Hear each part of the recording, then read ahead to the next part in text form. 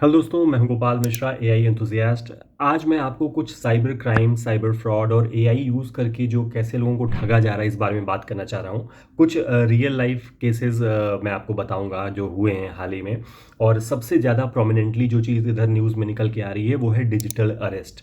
Digital arrest क्या होता है? इसमें क्या करता है, जो एक पूरी टीम काम करती है इसमें आपको ठगने के लिए। वो लोग कोई कॉल करते हैं, बताते हैं कि आपका जो है सामान पकड़ा गया है, उसमें ड्रग्स मिला है या कुछ और इस तरह का इल्लीगल। आपको बोलते हैं कि आपके आईडी यूज़ करके या आपके मोबाइल को यूज़ करके, आधार कार्ड को यूज़ करके ऐसा किया गया है और अब आप गिरफ्तार होने वाले हैं। वो एक पैनिक जैसा क्रिएट कर देते हैं और इतना रियलिस्टिक लगता है। एआई टेक्निक्स और तमाम टेक्नोलॉजीज़ को यूज़ करके, डीप फेक वीडियोज़ बना के, वॉइस क्लोनिंग करके तरह तरह से वो ठगने का पूरा अपना इंतज़ाम किए रहते हैं, पूरा सेटअप बनाए रहते हैं और बहुत अच्छे अच्छे लोग उनके जाल में फंस जाते हैं। आपके पास एक कंप्यूटर जनरेटेड कॉल आएगी या फिर डायरेक्टली कॉल आ सकती है या फिर मैसेज आएगा कि आपका पार्सल कैंसिल किया जा रहा है, आपका सिम बंद किया जा रहा है। ये कॉल फेडेक्स डिपार्टमेंट से, कुरियर डिपार्टमेंट से, भारतीय पोस्ट से या फिर ट्राई डिपार्टमेंट से, डीओटी डिपार्टमेंट ऑफ टेलीकॉम से भी आ सकता है। कहीं से भी कॉल आता है, कहीं से भी कॉल आ सकता है और कॉल आते ही आपके बताया जाएगा कि आपका पार्सल कैंसिल किया जा रहा है या फिर आपका सिम बंद किया जा रहा है या फिर आपका नाम पता यूज करके बाहर सामान भेजा जा रहा है। ज़्यादा जानकारी के लिए हमारे कस्टमर केयर से बात कीजिए। आपकी कॉल कस्टमर केयर से कनेक्ट कर दी जाएगी। जैसे ही कॉल कस्टमर केयर से कनेक्ट की जाएगी, कस्टमर केयर द्वारा बताया जाएगा कि मैडम आपका आधार कार्ड, सिम कार्ड का गलत उपयोग हो रहा है। उसके आधार पर, आपके नाम पता के आधार पर कंबोडिया, इराक में ड्रग्स भेजे जा रहे हैं, पासपोर्ट भेजा जा रहा है, खाते भेजे जा रहे हैं। अगर आपने नहीं भेजा है तो इसकी शिकायत तुरंत पुलिस को दर्ज करा दीजिए। पहले तो उसने डरा दिया, फिर डराने के बाद आपको बचने का तरीका बताया कि आप इसको पुलिस में शिकायत दर्ज करा दीजिए। लेकिन यहाँ पे डराने और बताने के बाद प्रक्रिया चलती रहेगी और बताया जाएगा कि मैडम आपको पुलिस में शिकायत दर्ज कराना है तो सबसे पहले नोट कर लीजिए क्या क्या सामान मिला है। 4 ड्रग्स के पैकेट, एमडीएम, पासपोर्ट, खाता या फिर ट्राई डिपार्टमेंट से, ड्यूटी से रहेगा कि आपके सिम कार्ड का गलत यूज हुआ है, आपके सिम कार्ड पे मनी लॉन्ड्रिंग हुई, ये हुआ है, वो हुआ है। आप तुरंत एफआईआर दर्ज कराइए। जब आप एफआईआर दर्ज कराने के लिए बात आएगी तो तुरंत ही बताएंगे कि हम पुलिस से इसको कॉल को कनेक्ट कर दे रहे हैं, क्योंकि ये हाई प्रायोरिटी मामला, हाई सेंसिटिव मामला है। तुरंत आप एफआईआर दर्ज करा देंगे तो बच जाएंगे। जैसे ही एफआईआर दर्ज कराने के लिए पहले यहाँ पे डरा दिया, फिर बचने का तरीका बताया और फिर पुलिस से कॉल को कनेक्ट कर दी जाएगी। तो जहाँ से फ़ोन आया है और जिस पुलिस को कॉल कनेक्ट की जा रही है, सारे के सारे साइबर अपराधी हैं जो मिले हुए हैं। जैसे ही पुलिस को कॉल कनेक्ट की जाएगी, आप अपनी समस्या बताना चालू करेंगे।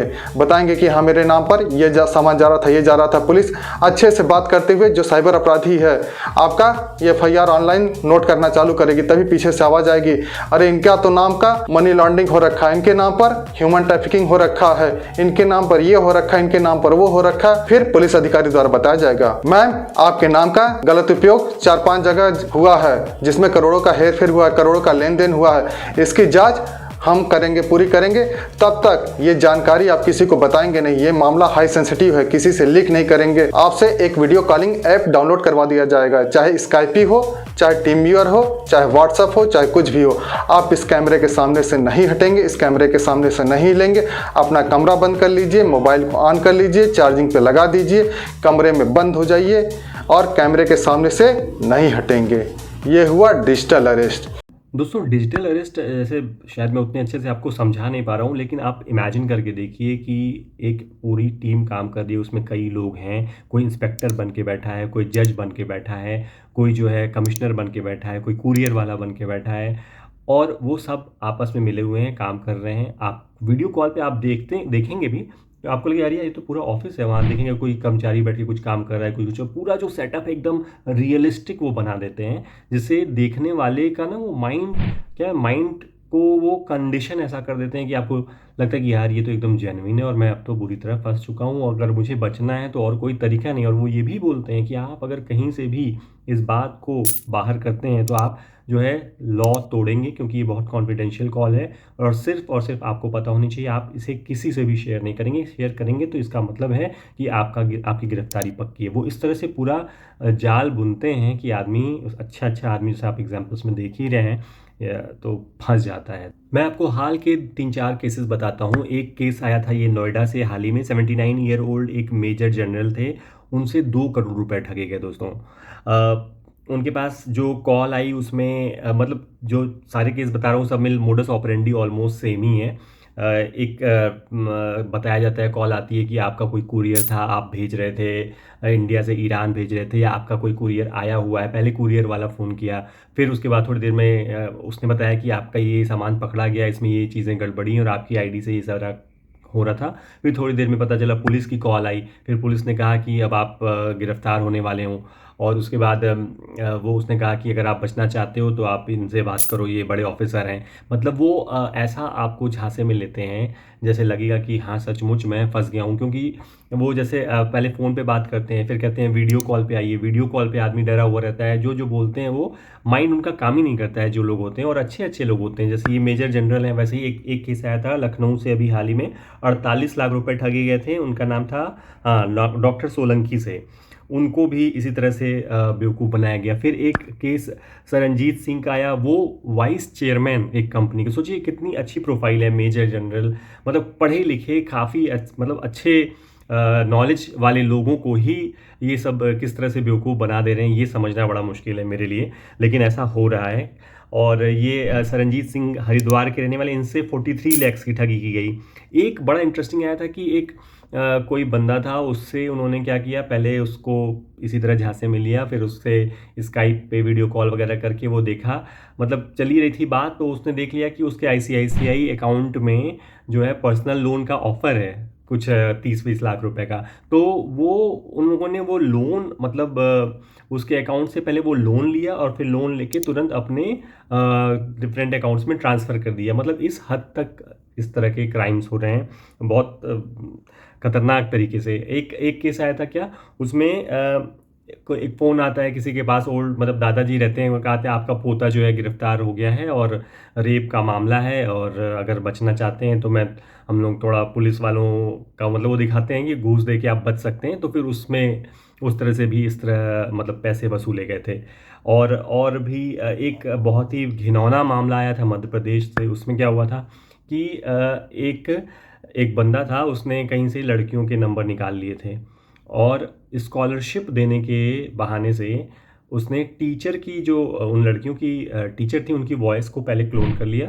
फिर वो उससे एक इस तरह से ऐप आते हैं दोस्तों, जो आपको डायरेक्ट लाइव भी आप चाहें तो कॉल करेंगे और आपकी आवाज़ जाएगी जैसी आप चाहते हैं। मतलब उस लड़के ने कॉल तो खुद किया पर आवाज़ जा रही थी टीचर की, या एक लेडी की आवाज़ जा रही थी, और बोला गया लड़कियों से कि तुम जो है यहाँ आ जाना, और तुमको स्कॉलरशिप की जो बात हुई थी या स्कॉलरशिप बट रही है, तो एक मैं चाहती हूँ तुमको भी मिल जाए, तो तुम आ जाना। मैं ऐसा करती हूँ अपने बेटे को भेज देती हूँ, तुम उसके साथ बैठ के आते हो। वही लड़का जो है इस तरह से कॉल करता है, फिर लड़की आती है, वो पूरा हेलमेट लगा के और ग्लव्स वगैरह लगा के, ताकि कोई देख भी ना पाए, पहचान भी ना पाए, वो लड़कियों को ले जाता था और उनका रेप करता था। 7 इस तरह के उसने किए। तो इस तरह से मतलब इतनी बुरा यूज़ हो सकता है एआई का। इनफैक्ट अभी जो ग्लोबल फिन फेस्ट था उसमें पीएम मोदी ने एआई को लेके ये बोला भी है कि एआई के जो एथिकल यूज़ का तरीका है वो बहुत इम्पॉर्टेंट है, और इंडिया को ख़ास तौर से जो ग्लोबल फ्रेमवर्क बन रहा है एआई के यूज़ को लेके, उस पे कंट्रीब्यूट करना है, और इंडिया चाहता है कि ऐसे सही से एआई का यूज़ हो। तो दोस्तों इसमें आप ये सोचिए कि मतलब आपको टेक्नोलॉजी का अभी ऐसे अंदाज़ा नहीं होगा कि किस लेवल पे वो काम कर रही है। आपको नंबर, जैसे आप सोचेंगे अरे यार ये नंबर तो हम पहले नंबर देख के समझ जाएँगे कि नकली है कि असली है। तो उसमें आपको बता दें कि एक आ रहा है कॉलर आईडी स्पूफिंग कहते हैं उसे। कॉलर आईडी स्पूफिंग में क्या होता है, एक लेयर वो और एक्स्ट्रा ऐड कर देते हैं, तो आपको जो नंबर दिख रहा होता है कॉल उससे नहीं आ रही होती है, किसी और नंबर से आ रही होती है। एक फेस स्वैप की टेक्निक आती है। फेस, ये सारा अगर आप सर्च करेंगे तो आपको दिख जाएगा कि ये कैसे किया जाता है। फेस स्वैप टेक्निक में क्या होता है कि आपका चेहरा जो है वो स्वैप हो जाता है किसी और चेहरे से जो आप चाहते हैं। तो इस तरह का भी अभी गाज़ियाबाद में आई थिंक आया था, कोई एसपी बन के कॉल कर दिया था। एसपी का चेहरा भी दिख रहा था पर था कोई और, उसने ऐसे ठगी की थी। तो इतना ज़्यादा, और वॉइस क्लोनिंग तो बहुत कॉमन हो गया है, कोई भी ईज़िली कर सकता है, बहुत सारे ऐप्स ऐसे आ गए हैं। तो ये आप रियल क्या है, अनरियल क्या है, ये बहुत ही मुश्किल है पहचानना। इसलिए कभी भी मतलब आपको अगर बचना है तो काफ़ी अलर्ट रहने की ज़रूरत है। और वही मैंने सोचा था आपको कुछ चीज़ें बताऊँगा कि कैसे बच सकते हैं। तो 8-10 चीज़ें मैंने ऐसे नोट की थी कि क्या-क्या हो सकता है। तो सबसे पहला पॉइंट मेरे समझ से ये है कि अगर आप गलत नहीं हैं तो पहले बात तो आपको डरने की ज़रूरत ही नहीं है, नंबर 1। क्योंकि मान लीजिए आपकी आईडी यूज़ भी हो गई, आपका मोबाइल नंबर यूज़ भी हो गया, लेकिन आपने कहीं आईडी, मोबाइल नंबर आजकल तो बहुत कॉमन है, कहीं भी आदमी यूज़ करता है, फ़ोटोकॉपी करा रहा है या किसी फॉर्म को फिल कर रहा है, कहीं से भी इधर-उधर हो सकती है, तो कोई बड़ी चीज़ नहीं है। अगर आपने गलती नहीं की तो आपको डरने की कोई ज़रूरत नहीं। दूसरी चीज़ है कि अवेयर रहने की, जैसे आपको मैंने ये बताया कि इस तरह के केसेस हो रहे हैं, डिजिटली अरेस्ट करके लोगों को जो है घंटों-घंटों कॉल पे रख के फिर उनसे पैसे निकलवा लिए जा रहे हैं। तो ये आप अवेयर हैं, तो आपके साथ कोई करेगा तो तुरंत माइंड आपका क्लिक करेगा, यार ऐसा हो सकता है, या और जो मैंने फ्रॉड्स बताए ऐसे हो रहे हैं, तो आप अलर्ट हो जाएँगे। तो ज़रूरत है कि हम ऐसे वीडियोज़ को शेयर करें ज़्यादा से ज़्यादा, या ओरली अपने लोगों को बताएँ कि यार देखो ऐसे-ऐसे हो रहा है, बच के रहना। तीसरा क्या है, कुछ भी अनयूजुअल हो ना, तो आप उस पे तुरंत भरोसा मत करिए। क्योंकि ये अनयूजुअल है ना कि यार मेरा कोई पैकेट जा रहा है, उसमें ड्रग्स मिल गया, या मेरे पास कुछ आ रहा है, उसमें जो है कुछ इल्लीगल चीज़ें मिल गईं। तो ये तो मतलब अनयूजुअल है, तो इस पे भरोसा बिल्कुल भी आप तुरंत ना करें। एक चौथा चीज़ मैंने सोचा था कि अगर आप को कॉल आती है, थोड़ा भी आपको लगता भी कि हो भी सकता है, नहीं भी, आप कहें मैं कॉल बैक करता हूँ आपको। कॉल बैक में जनरली आप पाएँगे कि कॉल बैक काम नहीं करता है, क्योंकि वो नंबर जो आता है, वो जो दिखता है, वो काम नहीं कर रहा होता है, वो किसी और से कर रहे होते हैं। तो कॉल बैक करके भी आप बच सकते हैं। और इन केस अगर कॉल चली भी जाती है, तो भी अलर्ट रहने की ज़रूरत है। फिर एक पाँचवाँ पॉइंट है कि आप किसी भी कीमत पे, वो अगर कोई कॉल करता है, कहता है ये इंस्टॉल कर लो, या ईमेल ही कोई अच्छी-सी आई है आपको, एआई से आजकल इतनी ऐसी एकदम ईमेल वो बना देंगे, कोई उसमें गलती नहीं रहेगी और आपको लगेगा एकदम जेन्युइन ईमेल है, और आईडी भी इतना ज़्यादा वो मैच करा देते हैं कि अगर ध्यान नहीं देंगे तो पकड़ नहीं पाएँगे। मतलब जैसे @gmail.com होता है, वैसे वैसे जो उसका लास्ट में एक्सटेंशन होता है, वो कई तरह के होते हैं, वो उससे मिलता-जुलता बना के कह देंगे हम आईसीआईसीआई बैंक से भेज रहे हैं, और आईसीआईसीआई की जगह आईसीसीआईसीआई कुछ लिखा होगा और आप समझ नहीं पाएँगे, ध्यान नहीं देंगे तो। तो ज़रूरत है कि कोई भी आप इंस्टॉल तो पहले किसी भी कीमत पे मत करिए। फिर क्या है कि लालच में बहुत ज़्यादा लोग जाते हैं। फ़ोन आता है कि ये स्टॉक मार्केट का ये ऐप है और इसपे आप डाल लेंगे तो जो है आप जो है हर महीने लाखों रुपए कमा लेंगे, या एक स्कीम है जिसके अंतर्गत आपको जो है फीडबैक देना है, या बस क्लिक करना है एड्स पे और आपको जो है हर रोज़ का 5,000 मिलेगा। तो जब भी ये लालच वाली चीज़ें आएँगी, उसमें कहीं न कहीं धोखा छिपा होता है, तो और शुरू में वो कई बार पैसे देते भी हैं, तो उससे ज़्यादा खुश होने की ज़रूरत नहीं है। वो लालच में पड़ेंगे तो पक्का नुकसान ही होगा लास्ट में।